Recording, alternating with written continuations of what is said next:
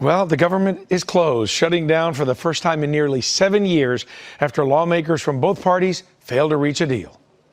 Today in Washington, D.C. and other cities across the country, the notices are up and the buildings are closed. Democrats and Republicans arriving on Capitol Hill to a stalemate. Still time for Democrats to pass this clean bipartisan bill that's sitting before them, and we encourage our Democrat colleagues to do that. Some federal agencies are considered essential, which means Social Security payments will continue, air traffic controllers and TSA employees will keep flights moving.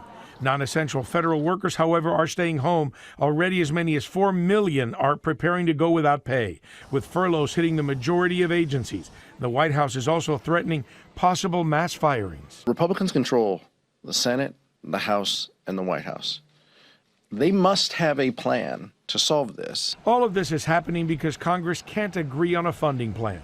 The main sticking point is health care. Democrats want to reverse Medicaid cuts and stop enhanced Obamacare subsidies from expiring. Republicans say they simply want a short-term bill for 7 weeks to keep the government running while both sides work on a long-term funding plan. When Democrats say we want to work with Republicans to lower premiums, to strengthen health care, all we are doing is reflecting what the American people already want. Nothing more, nothing less. We can end this today. There is a clean, nonpartisan, continuing resolution at the desk. It has no partisan policy writers, no new Republican policies. It just keeps the government running until November the 21st. The House passed it. The President is ready to sign it into law. And the Senate officially adjourned for the day and left town in observance of Yom Kippur. The next votes are not scheduled until Friday afternoon. I'm Carlos Granda, ABC 7 Eyewitness News. Now, hold on. Now, see, I want people to understand that this is not some new thing that's happening. And every time this happens, every time I've covered it, it's always projected by the media that it was the end of the world. So we had 5 shutdowns since 2000, 2 under Obama, 3 under Trump. The average duration has been 13 days. The longest shutdown in history is under Trump. It was the border wall dispute. It was the border wall dispute. He wanted money to fund the border wall. They didn't want to give it to him. Don't be afraid. It's not the end of days. We've been here before. Let's keep rocking. He tried to hand you that Trump 2028 hat. What was your reaction? Well, actually, he did not try to hand Leader Schumer and I the Trump 2028 hat. They just randomly appeared in the middle of the meeting on the desk. It was the strangest thing ever. And I just looked at the hat, looked at J.D. Vance, who was seated to my left, and said, "Don't you got a problem with this?" And he said no comment. You see, that's how important this whole thing is. If you look at it like a reasonable person, what's going on with the shutdown is so important. It's so devastating. It's so scary that they want to focus on a hat on a desk.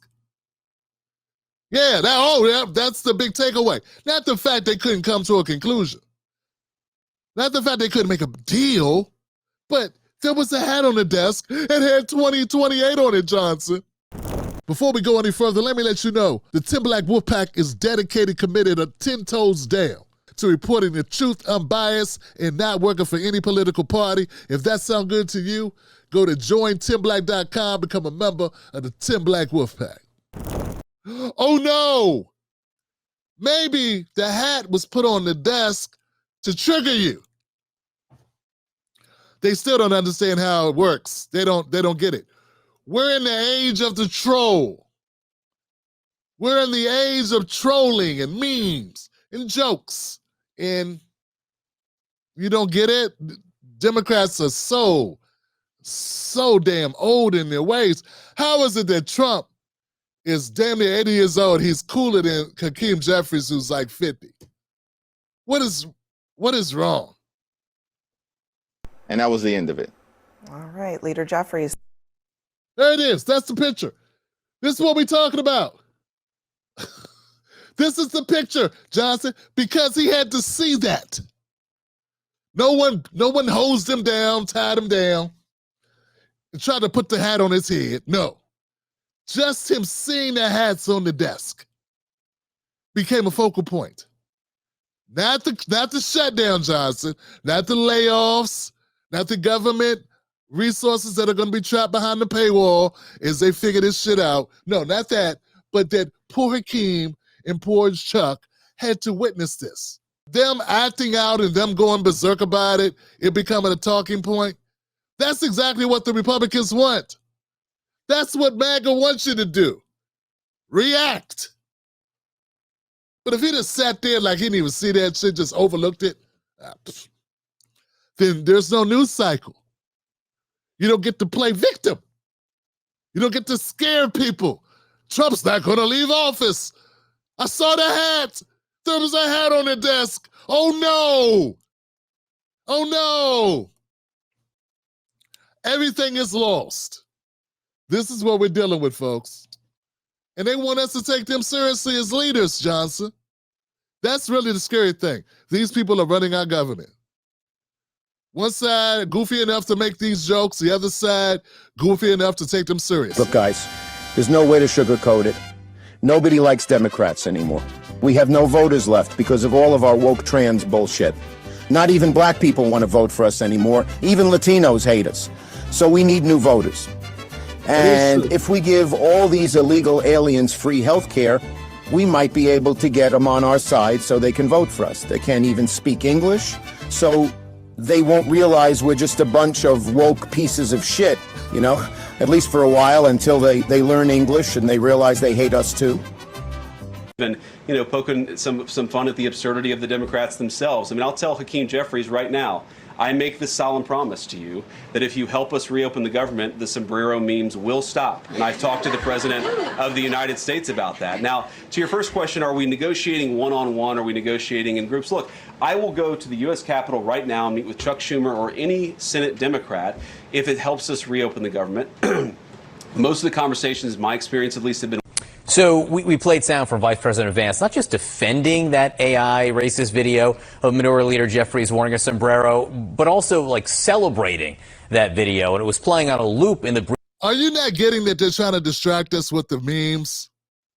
And that it is a concerted effort, that both sides are working together in unison, not unlike synchronized swimmers, to gaslight us into making that a thing that's important. You're not getting that? Like, so Trump, they throw something out, Democrats knowing, oh, that's a hook. Should we take the hook? And they take the hook. You really think they don't know that it's a hook? I mean, it's not, I don't know how many anglers we got now, how many fishermen we got, but the whole point of like catching fish with like devices, right? Whether they be jigs or whatever, is they want that to mimic fish. You're not supposed to see the hook. You're supposed to think the fish is about to bite a worm or a frog or an insect, something, right? If they see an exposed hook, they go, no, that's not food. What the hell is that? That don't look like a cheeseburger.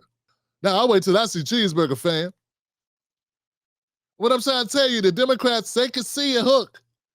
And they bite down on that sucker anyway. For the love of God, think independently. Consider maybe this is all bullshit.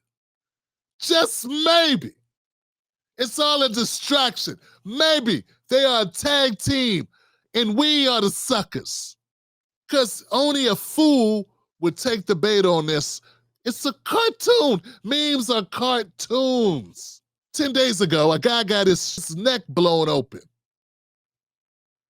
These memes are getting almost as much attention as the guy getting assassinated in broad daylight on camera. Briefing room today. What are you hearing from the inside about that? It was not only just playing on a loop in the briefing room. If you've never been in the press briefing room, for those who haven't, there are loudspeakers overhead so you can hear announcements or what's being said, or if there's an event going on with the president in the Rose Garden, for example. They were playing that mariachi music as well over the loudspeakers for all the press that was coming in and out of the White House today inside the press briefing room to it. And they're playing the music over loudspeakers and on repeat inside the briefing room because they simply don't care about that criticism. All right, Caitlin Collins, thank you very much. Bigotry will get you nowhere. We are fighting to protect the health care of the American people in the face of an unprecedented Republican assault. Said, which is a pretty strong comeback. The next time you have something to say about me, don't cop out through a racist and fake AI video. When I'm back in the Oval Office, say it to my face. It's the pushing back that I think is very powerful in this moment. I got to ask, I mean, when you're back in the Oval Office, you may be. What are you going to say to his face about all this? Yeah, what are you going to say to his face about all this, Hakeem? But no, Hakeem Jeffries, now he has a backbone. And why does he have a backbone, Johnson? Not because Trump making all these cuts, not because Trump is an authoritarian. They call him a fascist. Hitler destroying the universe, ending our way of life, destroying and stealing our democracy. No, Hakeem Jeffries gets a backbone when Donald Trump tweets a meme of him wearing a Mexican hat. I have to say, Johnson, I'm just going to throw this out there, man. Y'all let me know. Is it Hakeem who's maybe a little bit racist?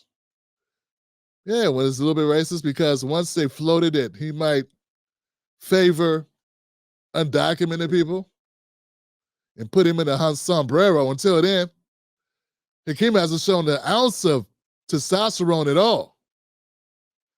Yeah, it took Trump accusing him of being buddy-buddy with some undocumented Mexican-type folks for him to get pissed off. He wasn't pissed off before, so I'm thinking, why is this such a prickly? You know, why are you so sensitive about this? You know, what do you got against Mexicans, Hakeem, that it would get you this upset? I mean, he didn't even, you know, I'm just saying, it just seems like this is what it took. This is it.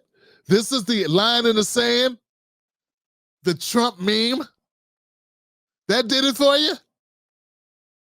Okay, let's hear what Hakeem said he's going to do. Hakeem threw it out. He threw down the gauntlet, damn it. He threw it down. He said, all right, enough of this. Trump got something to say to me. He can say it in my face next time he see me. Let's see what he says. Well, I'm certainly going to make it clear that we need from the President of the United States an individual who actually is focused on doing his job as opposed to engaging in racist or bigoted stereotypes designed to try to distract or throw us off as Democrats from what we need to do on behalf of the American people. And Dollar Store Obama got back to being Dollar Store Obama quick. He quickly realized, hold on a second. I don't want nobody calling me the angry black man around here. Hold on. Let me keep I got kids. I have kids. I gotta keep my house. Whoa, hold on a second. I'll just wrap up the scraps. Schultz, I'll wrap up the scraps and take them to the kids at home, just like you said. Dutch. Thanks, Dutch. That's what he's doing here. If you know that reference, you're a bad mofo. Opposed to engaging in racist or bigoted stereotypes. When you're back in the Oval Office, you may be. What are you going to say to his face about an unprecedented Republican assault? Said, which is a pretty strong comeback. The next time you have something to say about me, don't cop out through a racist and fake AI video. When I'm back in the Oval Office, say it to my face. It's the pushing back that I think is very powerful in this moment. I got to ask, I mean, when you're back in the Oval Office, you may be. What are you going to say to his face about all this? Well, I'm certainly going to make it clear that we need from the President of the United States an individual who actually is focused on doing his job as opposed to engaging in racist or bigoted stereotypes designed to try to distract. Get out on his knees and shine his shoes. Is that clean, balls? I'll shine your shoes, balls.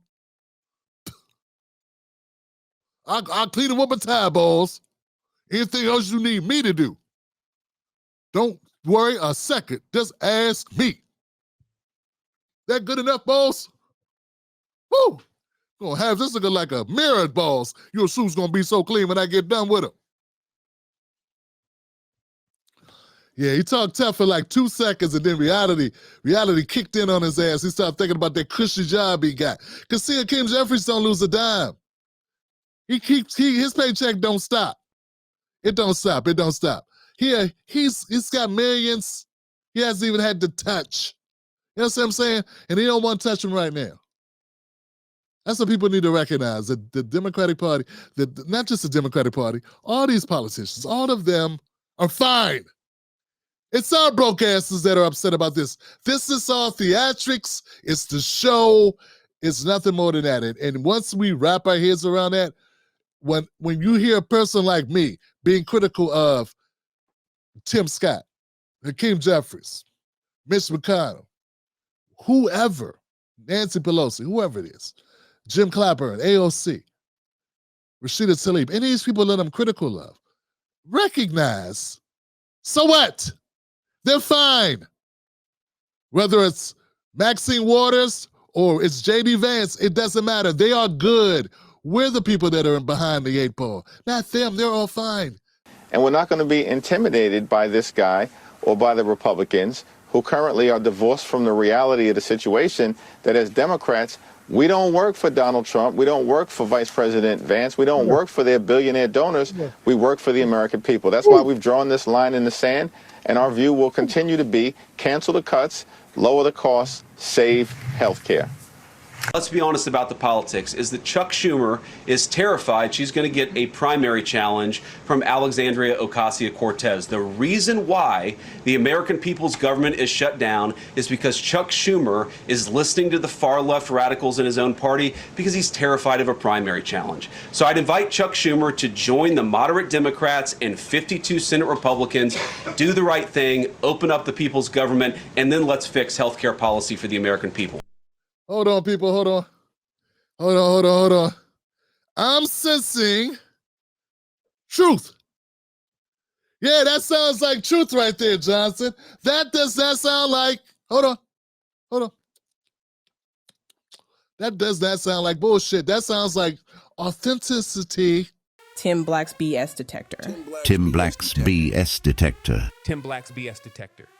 See, every once in a while, what happens with MAGA, and this is how they became the darling of political movements in the last 50 years, right?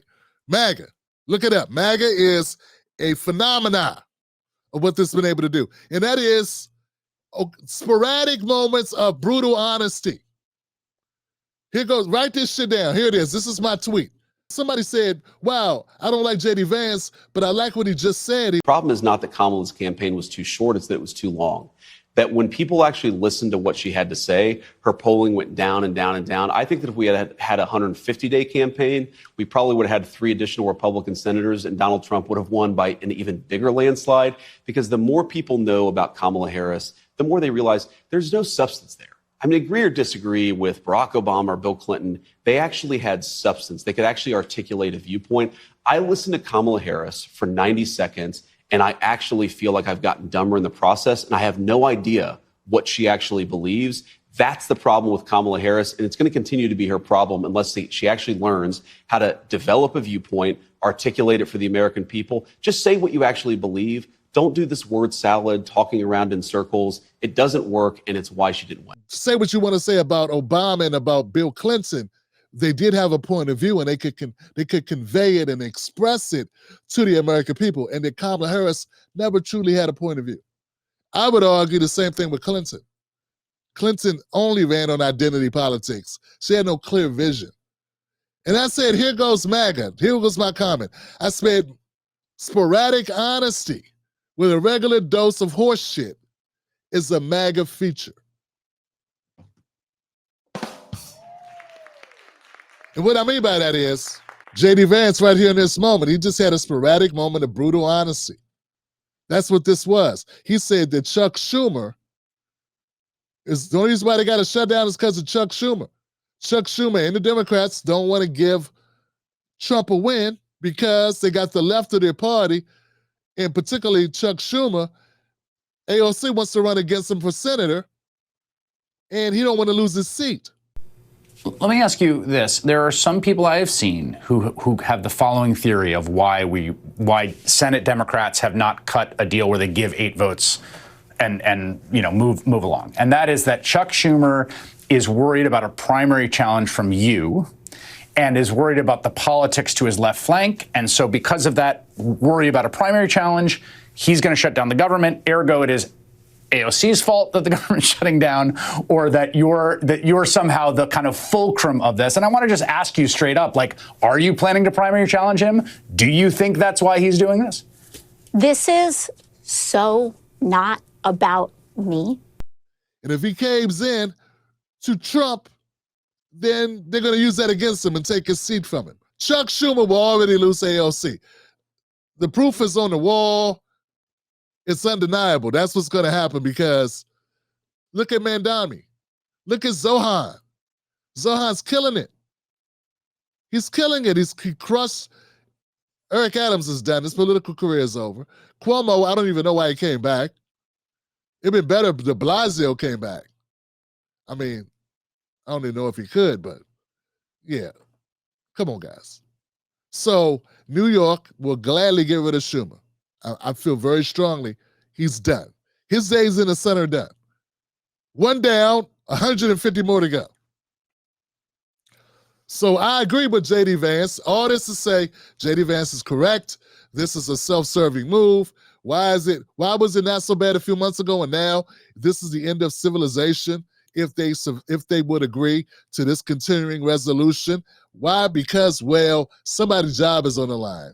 They got to pretend to put up a fight. They don't have the House. They don't have the Senate. They don't have the White House. They have nothing else except holding up the government. This is the Democrats doing. This is precisely the Democrats. It's the White House. The White House belongs to the Republicans. They make the rules right now. Only person stopping progress would have to be them. Questions? The partisan spending bill, is that the one big beautiful bill or the continuing resolution? Because the continuing resolution just funds the government at the current level. Well, actually, the continuing resolution that they have presented to the Congress is a partisan bill. House Democrats voted against it in March because it hurt veterans, hurt seniors, hurt children, hurt child care affordability, hurt housing affordability, and hurt health care, which is why we opposed it. You're saying that Chuck Schumer then voted for a Republican partisan bill because he voted for that, so did 9 other Democrats in the March. It has to be dealt with and dealt with now. Yeah, but what is the exit strategy here from a shutdown? Because once the government is shut down, which it will be in 2 hours, how do you get out of this? There's one Democrat who told CNN there is no way to play this shutdown game and win. And Democrats know that because Republicans, for the last several shutdowns, have been the ones playing this game. So how are you going to get out of it if we are in a shutdown? Again, correct me if I'm wrong in terms of the Republican perspective, but Republicans have been lecturing America all year that they control the government and that they're jamming their policy preferences down the throats of the American people.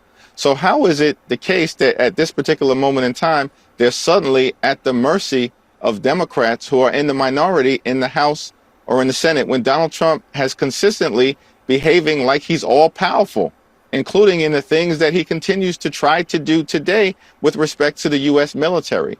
All we're saying is that we need to have a conversation in good faith that's authentic, sitting down with legislative leaders on the other side of the aisle in the White House to both fund the government in a way that meets the needs of the American people, but at the same time doesn't continue this effort by Republicans to gut the health care of everyday Americans, particularly given the fact that the Affordable Care Act tax credits, which benefit millions of working class Americans, are about to expire, and Republicans have shown no interest in dealing with that critically important issue.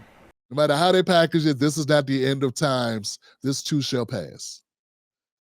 The Tim Black Show streams Sundays, Mondays, Wednesdays, and Fridays, 10:30 p.m. Eastern Standard Time. Wolfpack.